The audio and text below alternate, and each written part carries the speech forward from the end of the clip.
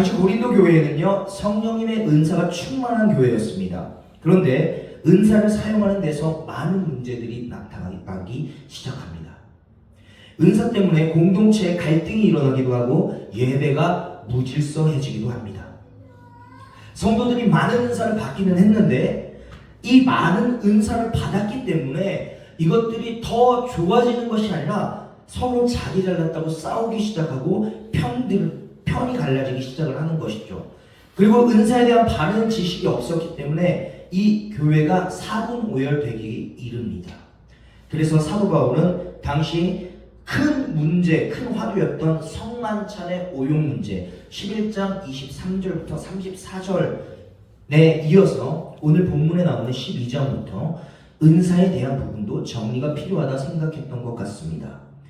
바울은 당시 고린도 교회와 성도들에게 오늘 이 본문을 통해서 은사에 관한 굉장히 잊지 말아야 할 중요한 키워드를 제공합니다. 첫 번째 키워드는 이것입니다. 은사의 시작과 본질을 알아라는 것이죠.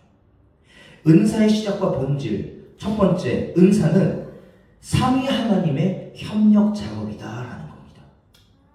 바울은 먼저 오늘 은사에 대해 나누기 전에 당부합니다. 1절이요. 같이 한번 읽어봅시다. 1절. 시작. 형제들아, 신령한 것에 대하여 나는 너희가 알지 못하기를 원하지 아니하노니. 아멘. 먼저는 고린도 교인들이 은사에 대해서 알기를 원한다는 거예요. 모르는 사람이 되지 말라는 거예요. 은사에 대해서 알긴 알아야 된다는 겁니다.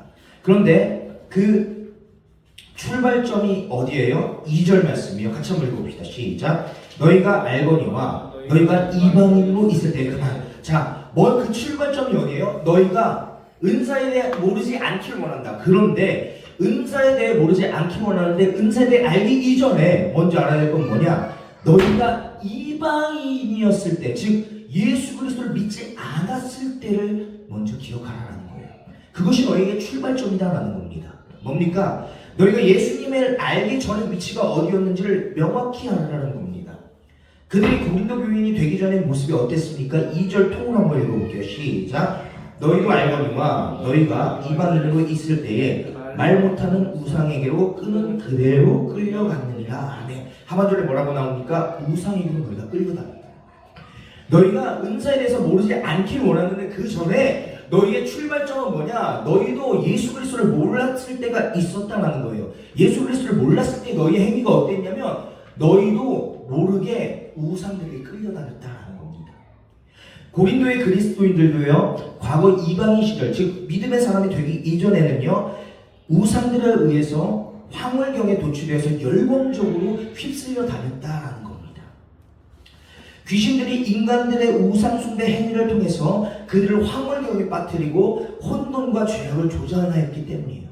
그들이 믿기 전의 모습은 이때 당시에 그럴 수밖에 없었던 것이 고린도 교회, 고린도시 자체가 우상의 신전이 가득한 곳이었다고 가정했을 때, 너희는 예수 그리스도를 몰랐을 때, 자이든 타이든 몰랐든 알았든 너희는 그 신전에 들어가서 그들을 예배하고 그들이 주는 그대로 받아먹었고 그 행위를 했다는 거예요. 뿐만 아닙니다. 아마도 이들은 불신자였을 때 우상 숭배가 만연한 고린도라는 도시에서 살았기 때문에 때로는 일부러 신전을 찾아가기도 했을 뿐더러 아니면 설령 자신은 원하지 않는다 하더라도 아는 사람들의 권유와 압력 때문에 혹은 자기의 위치 때문에 우상들의 종교 축제에 반강제적으로 참여하기도 했을 것이다 라는 겁니다. 그런 그들이 구원의 은혜를 받은 이후에 하나님이 내려주시는 각종 은사를 선물로 받은 것이죠.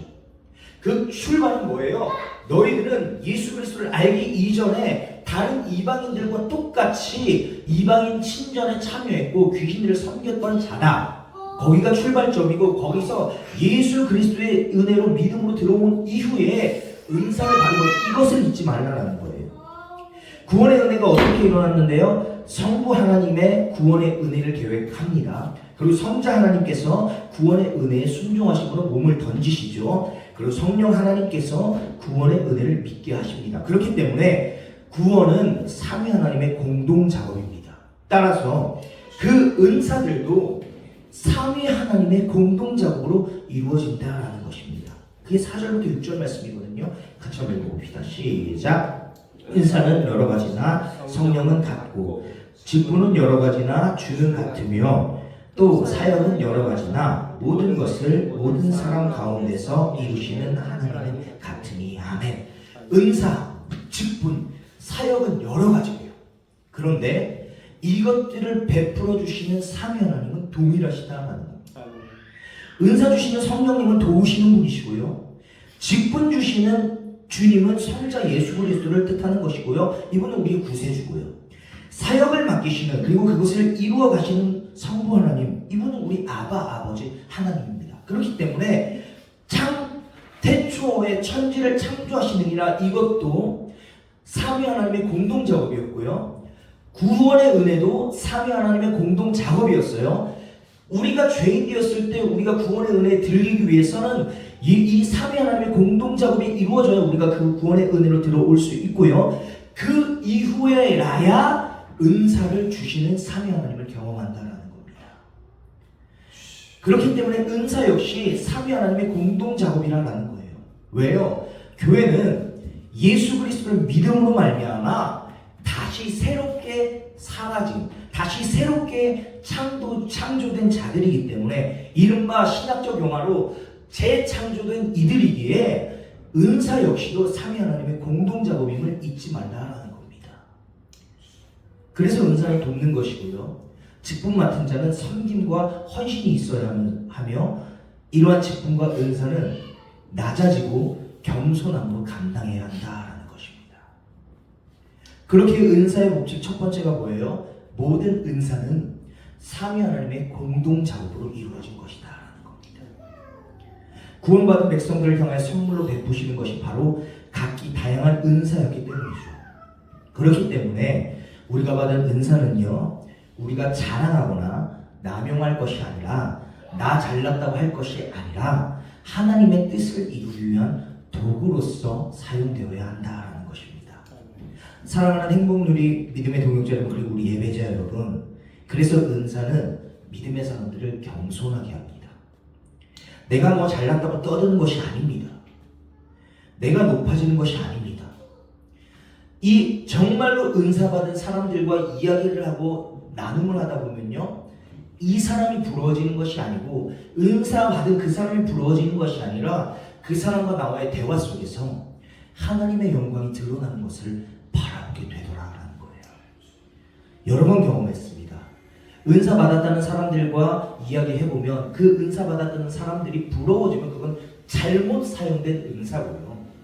은사 받았다는 사람과 이야기했을 때 내가 이분으로 인하여 위로가 되고 도전이 되고 눈물이 나고 그 다음에 하나님의 영광이 드러나고 하나님의 일하심이 드러난다면 그것이 제대로 된 은사 받은 사람들이고 은사를 활용한다라는 것이에요. 그렇기 때문에 은사라는 것을 안다면 오늘 우리가 고상하게 여길 만한 것이 아니라는 거예요. 더 겸손하게 그 사명 감당하라고 삼위 하나님께서 교회를 위해 개인에게 주신 것입니다. 기억하십시오. 은사는 내가 높아지는 것이 아니고 낮아지는 겁니다. 은사는 내가 사용하는 것이 아니라 삼위 하나님이 도구로 사용하려고 우리에게 맡겨주신 달란트요 선물인 것입니다. 그렇게 교만하지 마십시오. 더 낮아지시고 여기만큼은 더 거룩한 부담을 가지고 그 은사를 사용하십시오. 그러나 그 은사를 사용하실 때 내가 뭐 된다, 내가 뭐 잘났다라는 것으로 사용하는 것이 아니라 그저 한 영혼을 위로할 수 있게 하시고 한 영혼에게 말할 수 있게 하시고 한 영혼에게 결단하게 하시는 그 도구로 나를 사용해 주신 하나님의 일하심이 드러나서 기뻐지고 감사함으로 감당하시는 우리들 되기를 주님의 마음으로 부탁을 드립니다. 그렇기 때문에 은사는 삼위 하나님의 협력 작업이자 공동 사역이다라는 것이고요. 자, 두 번째는요. 첫 번째 지금 키워드 우리가 그렇다면 은사의 시작과 본질은 무엇이냐라는 것을 나누고, 첫 번째는 은사는 삼위 하나님의 공동 작업이다라는 것이 첫 번째고요. 두 번째, 은사의 출발은요, 예수를 주로 고백하는 것부터입니다. 은사의 출발이자 마침표, 그것이 뭐냐면요, 예수는 그리스도시요 살아계신 하나님의 아들입니다 라고 고백하는 순간부터 이루어진, 받을 수 있는 거예요. 어떤 이들은 물을지 모르겠습니다. 예수님을 믿으면 당연히 그렇게 고백하는 것 아닙니까? 만약 이것이 은사의 시작이자 결론이라면 당연한 얘기를 말씀을 위해서 억지로 갖다 붙이는 것이 아니겠습니까? 라고 물을지 모르겠습니다. 그런데 그 말도 맞습니다. 당연한 것이지요. 당연히 이 고백, 주는 그리스도시요 살아계신 하나님의 아들입니다. 이 고백을 함으로써 우리가 구원의 영역에 들어왔고 그리스도의 자녀가 된 것입니다. 그런데 여기서는요, 단순히 그런 고백보다는 어쩌면 조금 더 무거운 의미가 될 수도 있을 것 같습니다. 3절이거든요. 같이 한번 읽어봅시다. 시작. 그러므로 내가 너에게 알리노니 하나님의 영으로 말하는 자는 누구든지 예수를 저주할 자라 하지 아니하고 또 성령으로 아니하고는 누구든지 예수를 주시라 할 수 없느니라. 아멘. 어쩌면 너무나도 당연하고 우리가 알고 있는 그 이야기를 굉장히 부담스럽게 써놓은 구절이에요. 누구든지 예수를 저주할 자라 하지 아니하고 또 성령으로 아니하고는 누구든지 예수를 주시라 할 수 없느니라. 너무나도 당연한 얘기를 여기는 힘주어서 이야기하고 있습니다. 먼저 누구든지 예수를 저주할 자라 하지 아니하고 라는 이 부분을 저는 처음 접했을 때요, 이런 질문이 들었습니다. 이때 당시에 예수 그리스도를 저주하는 분위기가 있었나? 고린도 교회 내에 예수님을 저주하거나 예수님을 주로 시인하지 않게 하는 그런 분위기 말입니다. 여러 도서들을 좀 참고해 보니까요, 그런 분위기가 있었던 것 같더라고요. 어떤 주석가들은 이 부분을 이렇게 설명합니다. 로마 제국의 여러 도시들에서 그랬듯이 고린도에서도 제국의 또는 그 도시의 관리들이 그리스도인들을 핍박하면서 그들에게 기독교 신앙을 버린 징표로 예수에게 저주가 있으라 라고 선언하도록 강요한 것 같다. 그리고 일부 그리스도인들이 핍박의 상황을 피하기 위해 그런 저주 선언을 해놓고는 나중에 교회에 돌아와 성령의 인도함에 따라 그렇게 하였노라고 변명한 것 같다. 이런 분위기가 있었던 것 같더라고요. 로마 시대니까요. 그러나 대체적으로는요, 이 부분을 그렇게보다는 믿지 않는 사람, 즉 아직 예수 그리스도를 구주로 섬기지 않는 다수를 지칭하는 것으로 보는 것이 더 현명할 듯하다라는 해석입니다. 여기서 저주하다라는 단어에는요, 욕하다, 혐오하다라는 뜻이 들어있거든요. 그렇기 때문에 사람들은 예수 그리스도에 대해 아무것도 모르면서 예수라는 이름만 나오면, 크리스천이라는 이름만 나오면 욕을 하기도 하고 저주를 퍼붓기도 하죠.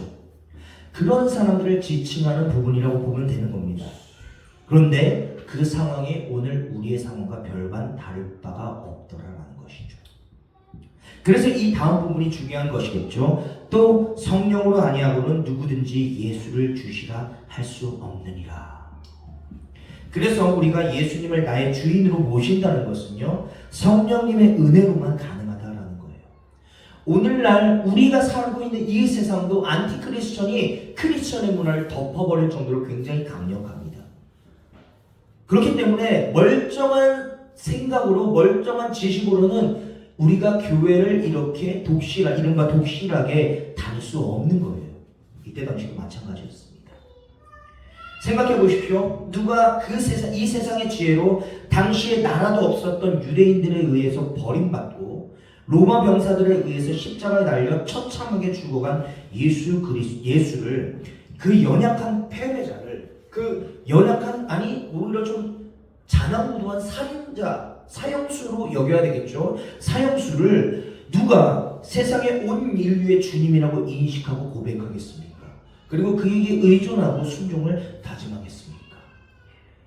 성령님께서 우리 인생들의 영적인 눈을 뜨게 하셔서 십자가에 달린 예수 그리스도에 대한 진리를 깨닫게 했기 때문에 그런 고백을 할 수 있다라는 겁니다. 그건 오늘날도 마찬가지입니다. 김선택 목사는 이 진리에 대해서 이렇게 이야기합니다. 우리의 마음에 성령이 오시지 않으면 절대로 예수를 주라고 고백할 수가 없습니다. 아무리 예수에 대해 들어도 알아들을 수가 없고 이해가 되지 않기 때문입니다. 오히려 마음속에 다른 영이 들어있는 자들은 예수의 이름만 들어도 입에서 욕이 나올 것입니다. 그 이유는 자기도 모르게 예수가 믿기 때문입니다. 그래서 예수 믿는 사람이 찬송을 부르거나 기도하거나 예배드리는 것을 보면 입에서 욕이 나오고 방해하고 싶은 생각이 들고 공격하고 싶은 생각이 드는 것입니다. 그 이유가 뭔지 본인도 잘 알지 못합니다. 왜냐하면 그 사람의 마음에 다른 영이 들어있기 때문입니다. 그렇게 여기서 말하는 예수를 주로 인정하고 시인하게 된다라는 것은요, 그 시대에서 순교자적 결단이 포함되어 있는 고백입니다. 고린도 전 후서가 기록될 때에는 이들은 목숨을 걸고 크리스천의 생활을 했고요. 오늘 우리는 안티 크리스천의 비웃음과 조롱에 임에도 불구하고 우리는 예수를 주로 시인하고 인정하고 있기 때문입니다. 그렇기 때문에 우리는 이 부분이 단순히 그래서 믿는 것이지 라는 부분이 아니고요, 순교자적 결단이 포함되어 있는 고백이다 라는 것입니다. 성령님의 은사는 예수를 단순히 주로 시인하는 것을 넘어 그 무엇도 거부할 수 없게 만드는 그분의 사랑으로 내가 충만해지는 결론을 낳습니다. 그래서 바울도 이렇게 고백한 것 아닙니까? 아마 은사장이 계속될 건데 고린도전서 13장 1절부터 3절, 내가 사람의 방언과 천사의 말을 할지라도 사랑이 없으면 소리나는 구리와 울리는 꽹과리가 되고, 내가 예언하는 능력이 있어 모든 비밀과 모든 지식을 알고 또 산을 옮길 만한 모든 믿음이 있을지라도 사랑이 없으면 내가 아무것도 아니요, 내가 내게 있는 모든 것으로 구제하고 또 내 몸을 불사르게 내줄지라도 사랑이 없으면 내게 아무 유익이 없느니라. 그리고 고린도전서 13장 13절, 그런즉 믿음, 소망, 사랑 이 세 가지는 항상 있을 것인데 그 중에 제일은 사랑이라. 아멘. 은사 부분을 다루면서 제가 아마 계속 강조하게 될 것이고 결론 부분에도 다룰 것 같지만, 은사의 본질이자 결론, 가장 중요한 그리고 잊지 말아야 할 키워드는 바로 이것입니다. 은사를 경험하면 경험할수록, 은사를 사용하면 사용할수록 내 안에서는 교만이 커지는 것이 아니고 사랑이 커지고 겸손이 커지는 것입니다. 사랑하는 믿음의 동역자 여러분, 은사는 삼위 하나님의 공동 사역에 비해 은사를 받으면 겸손해집니다. 은사는 경험함을 할수록 우리 주님을 더욱 사랑하게 되어 있습니다. 뿐만 아니라 그 은사를 받으면 이웃 사랑이 저절로 실천되게 되어 있습니다. 이 은사는 우리를 자랑하기 위함이 아니라 예수 그리스도의 주되심을 증거하게 하기 위함이기 때문입니다. 거기에는 그 무엇도 끊을 수 없는 사랑의 끈으로 이어져 있습니다. 먼저는 나를 향한 주님의 사랑이 있을 것이고요, 다음은 그 사랑을 경험한 주를 향한 나의 사랑이 있을 것입니다. 그렇기에 오늘 우리의 능력과 재능 그리고 그 어떠한 은사로는 우리 스스로를 자랑할 수 없어요. 모두 하나님께서 주신 것이기 때문입니다. 그래서 우리 행복누리교회와 성도님들 그리고 오늘날의 수많은 예배자들은 먼저는 다양한 은사와 그 은사를 사용하는 은사자들이 있기를 소망합니다. 그리고 그 은사와 은사 맡은 성도님들이 하나님의 말씀 아래서 그리고 하나님의 말씀 안에서 질서와 조화를 이루는 영육 간의 행복한 교회와 성도들이 되시기를 주님의 마음으로 간절히 부탁을 드립니다.